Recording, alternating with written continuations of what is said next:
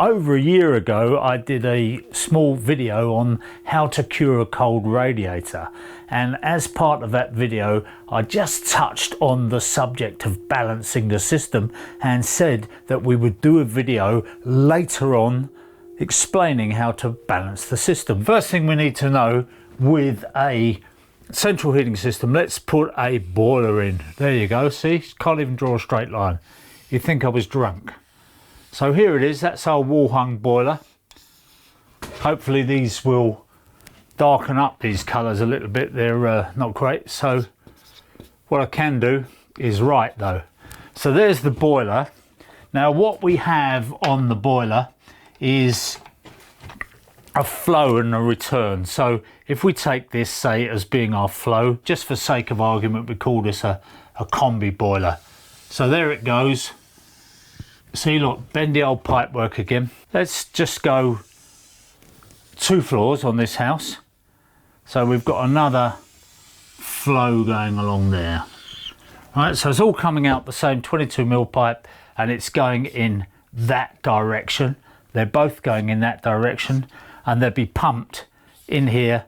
There'll be a pump pumping that round. What we then need is a few radiators. So we won't try and complicate this too much.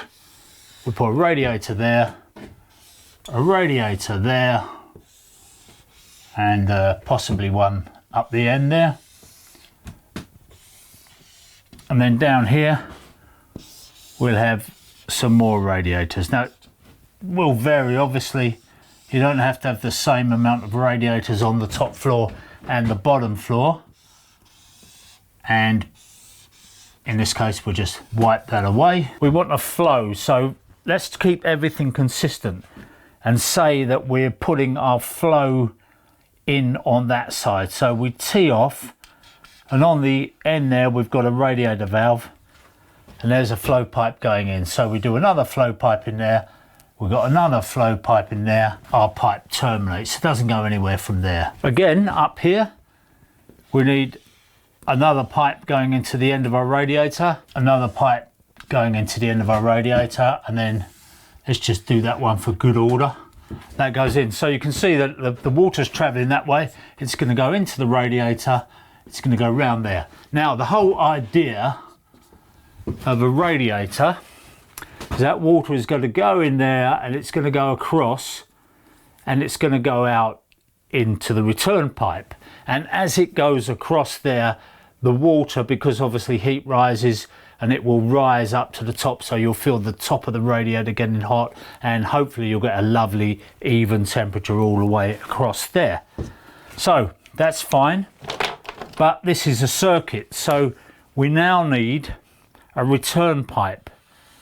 And there's our return pipe. Let's put our return pipe along there to there, and we'll tee off our return pipe here and we'll just run our return pipe along to there. Again, you see lovely wavy lines. That's the kind of pipe work that I do. So we've got a return pipe which goes down there. It's going to cross over that pipe and join in, tee into the return there.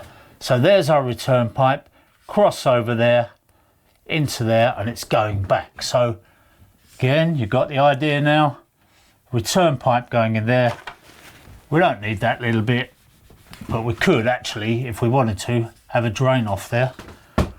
But we're more likely to have a drain off there on the low point. So that's by the by. I just did that just for explaining my odd bit of pipe.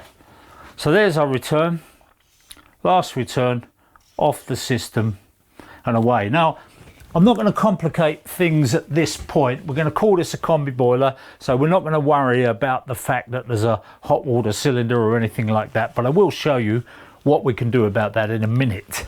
But let's just keep it simple, because obviously if all you want to know is how to balance your system, then this will help. Now, why would you need to balance your system?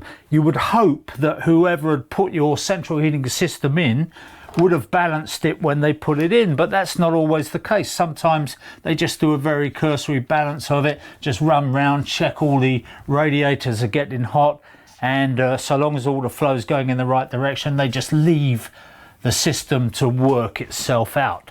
But that's not very good. There are other diligent plumbers who will take a temperature reading off not only the flow and return from the boiler, which they're trying to get, say, 20 degrees centigrade on that, and that's a difference between the flow and the return of 20 degrees centigrade. That's an ideal target temperature. You may never reach that. But on these radiators, what we're trying to do is we're trying to get 11 degrees centigrade of drop. So that is a difference between that hot pipe and that cold pipe of 11 degrees centigrade. Now, don't get too hung up on this, because if you've got yourself a digital thermometer, you can just take a reading there and a reading there, and you can tweak them, and you may achieve that, but that's just a nominal 11 degrees centigrade. Some people achieve 9, some people achieve a little bit more. So what we're doing is we're looking to get all these radiators a similar heat, 11 degrees centigrade temperature drop between the flow and the return. Because water is lazy, if you pump the water out of the boiler here, a nice powerful pump in there, it's going to go along there, along there, along there, and come back again.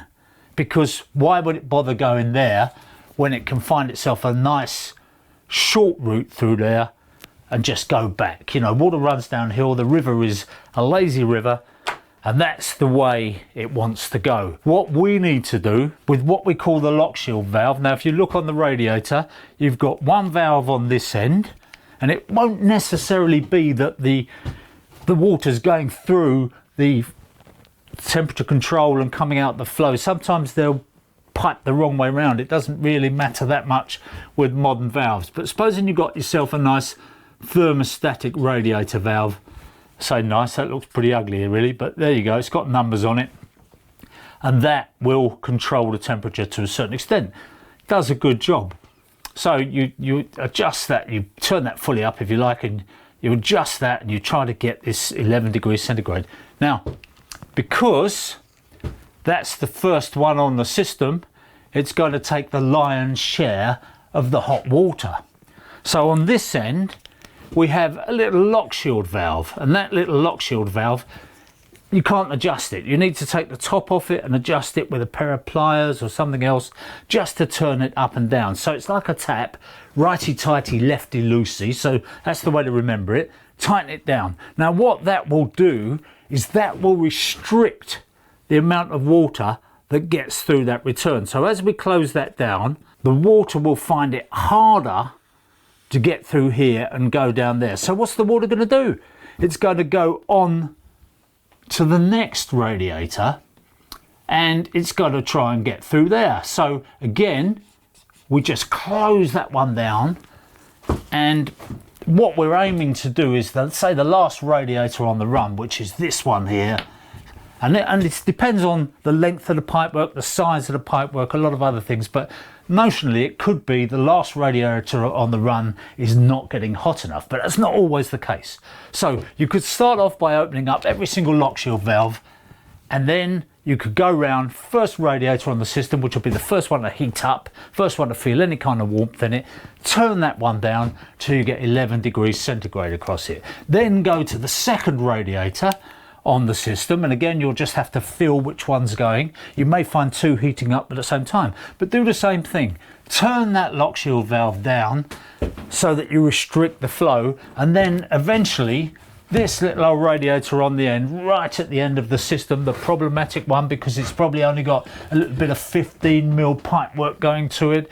You know, that's the way that plumbers work. They try and save a bit of money on the pipe and then run maybe too many radiators on a 15mm pipework. But anyway, what we do here is we leave that one almost open. Not quite, because what we're trying to do is we're trying to achieve 11 degrees centigrade drop. So if we can get that 11 degrees centigrade drop, we can still turn that one down slightly if we need to. So there's a lot of variations and refinements on the system now, but if you just go round and adjust those lock shield valves, turning down the ones that are getting hot, turning up the ones that are not getting hot, just allowing a little bit more water to go through them. Then those thermostatic radiator valves, as that room heats up, as that room gets up to, say, the design temperature, which may be 20 degrees centigrade, then as that happens and the room gets lovely and toasty, then that thermostatic radiator valve will fill that temperature, and it'll say, right, we need to close this down a little bit now, and you'll probably feel that radiator start to get cold. And then as the temperature in the room drops, that radiator will open up again and give you some heat. So as a nice automatic system, provided it's balanced, you can then leave these radiator valves to do the job they're designed to do. Don't keep turning them up and down all the time, because that kind of defeats the purpose. So that's basically how you go about balancing a system. So that's for everyone that just wants to know how to balance their central heating system. You can say goodbye, and thanks very much for watching. Come back and see us soon. Don't forget to subscribe and all that stuff. But if you want to know a little bit more, hang around, because I'll just try and explain to you something else. What we now have is high efficiency boilers, condensing boilers they call them. And what this does is it works best when the temperature is low. So if we can keep that flow temperature there down to something reasonable, and what they would say is 50 degrees centigrade, which is a lot less than the old-fashioned boiler. The old-fashioned boiler was designed to work on, say, 80 degrees or 70 degrees centigrade. So what we're looking for is, if we can, 50 degrees. Probably unrealistic, probably likely to be more likely 60 degrees. But if we can do that, and we can keep that temperature low going through all these radiators, and we can keep them on a little bit longer if you like, just make sure that you turn them on a bit earlier and they stay on. Then what we can do is we can run all this. Again, we still want this temperature drop of 11 degrees centigrade. So if it's coming out here at 50, it needs to be coming back in there at 39 to get that same idea. And then if we get a nice return temperature, because the way it works out is that your return temperature to the boiler is going to have a 20 degrees centigrade drop. So if it's coming out at 50, it's going to be coming back at 30. So if we got a return temperature of 30 there, we got 50 going out, then that's the ideal temperature drop. Now, you won't achieve that. In many cases, you won't achieve that. Now, one of the problems with running that boiler at that lower temperature, which is when it's running at its most efficient, if you can run it at that temperature, you're going to get something like 94, 95% efficiency out of that boiler, maybe that kind of figure, but certainly in the low 90s. If you can run it at that temperature. But because we don't run it at that temperature, we run it slightly higher. The condensing mode, as they call it, where the water drips out of a condensing pipe all the time, doesn't always kick in so much. You get a bit, but you don't get as much. So for it to get its absolute peak efficiency, you run it low temperature, you keep the thing ticking over, and if you've got underfloor heating, that's fantastic because it'll work at a low temperature. But if you're running on radiators, and those radiators have been sized for a flow temperature of more like 70 degrees or 80 degrees, then you'll find that you're not getting enough heat into the room. The water that's going through those radiators is just a little bit too lukewarm to actually heat the room up properly. So that's why we turn the boiler temperature up slightly, and we get that heat going out slightly more in the winter. If you could turn it down in the autumn and the spring and just have it ticking over, absolutely fine. But at some point, you want that temperature slightly up because you want to get more out of your radiator. Now, the alternative way to do it is to make your radiators bigger. So when you select your radiators, what they now do is, because we know that we're running on high efficiency boilers, we try to select our radiators to run at a design temperature of 50 degrees centigrade, so that we achieve a 21 degrees centigrade. That's our notional temperature for the room, and we run the whole system, if we can, at 50 degrees centigrade, which gives us a greater economy. Now, because the boilers are so marvellous these days, the boilers are modulating, and they will actually work out what heat they need to put out. When this water starts coming back here too hot all the time, they're going to say, I don't need to be putting quite so much in. So in exactly the same way as you'll put a foot on the accelerator to make the car go faster, this has got a little brain inside it, a little computer inside it that's going, I'm going to ease off the gas, I'm going to turn that little flame down inside that boiler, so rather than it running like that, it's going to just tick over. So you can get a lot more efficiency out of these boilers. There's all kinds of other refinements. which I will return to. And I said that last time and I didn't, but this time, if this works out, I will be back to explain a little bit more about central heating. But basically, that's how to balance your radiator system. Now, the reason you might have to balance it is because you took a radiator off the wall to decorate and you didn't turn the lock shield valve back on by the same number of turns. So another little tip for you, if you're taking a radiator off, if you want to drain the radiator down, do some decorating, count the number of turns that you turn that radiator down by on the lock shield valve. This one doesn't matter because it's open and closed all the time, but this one, if you count the number of turns and say it's 4 turns, write 4 on the radiator in pencil on the radiator when you take it off the wall. Then when you go to put it back on the wall, there you are, 4 turns open, and you probably find that the system will just be nicely balanced out again and you won't have to go through all that palaver to balance it. The other reason you might find it goes out of balance is if you have it flushed, if you have it power flushed, or you do it yourself, you drain the system a few times and you get the sludge out, you sometimes find that it pushes a little bit of sludge down there and it clears it up there, so you get a better flow there and a worse flow there. But it's that kind of thing which can play havoc with it and cause those complaints.